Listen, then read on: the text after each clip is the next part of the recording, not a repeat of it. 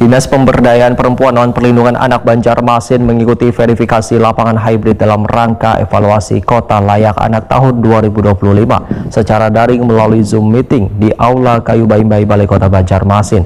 Kemarin Selasa 27 Mei 2025, pemenuhan hak anak harus dilakukan secara terintegrasi dan melibatkan seberatan elemen pemerintah, warga, media, dan dunia usaha karena merupakan tanggung jawab bersama. Dinas Pemberdayaan Perempuan dan Perlindungan Anak Banjarmasin mengikuti verifikasi lapangan hibrid dalam rangka evaluasi Kota Layak Anak tahun 2025 secara daring melalui Zoom meeting di Aula Kayu Baimbai Balai Kota Banjarmasin Jan R.E. Martadinata, Banjarmasin Tengah, kemarin Selasa 27 Mei 2025.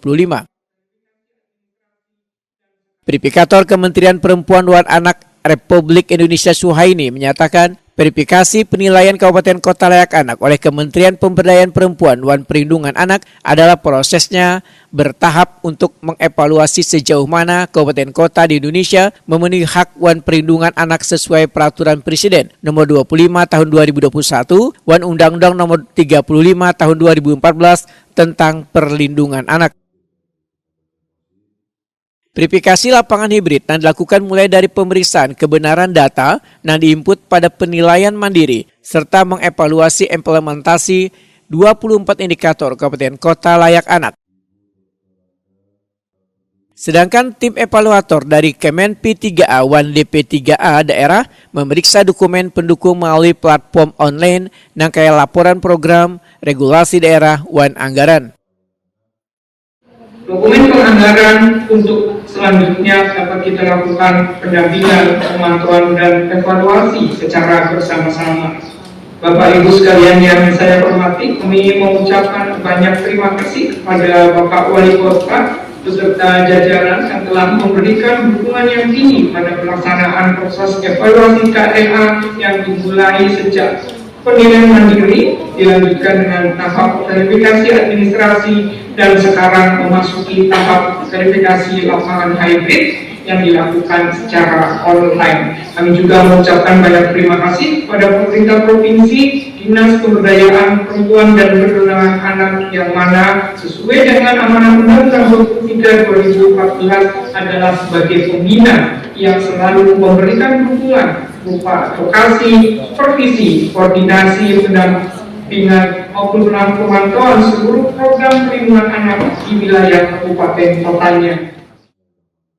Wali Kota Banjarmasin Muhammad Yamin menyatakan program Kota Layak Anak merupakan sistem pembangunan yang berkelanjutan dan berbasis hak anak. Program ini bertujuan untuk menjamin pemenuhan hak dan perlindungan anak dari berbagai bentuk kekerasan, diskriminasi, dan perlakuan salah lainnya.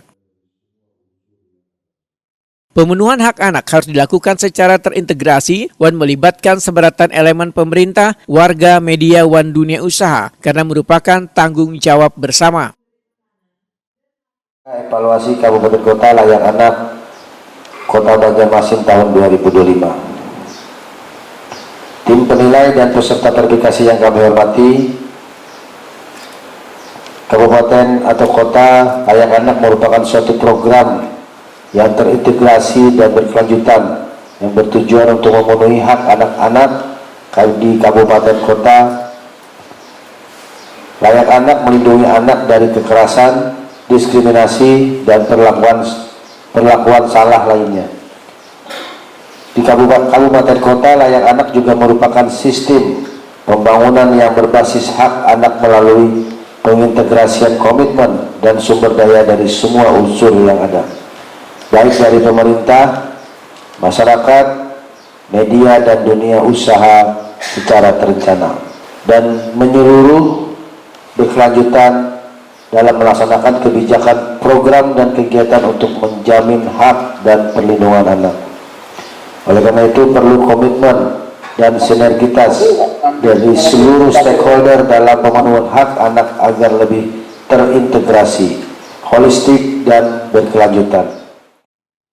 Muhammad Yamin menyatakan derasnya arus globalisasi, maka pelestarian budaya lokal harus pula menjadi perhatian utama, sehingga diharapkan generasi muda tetap menjunjung tinggi nilai-nilai budaya Banjar nang berkarakter.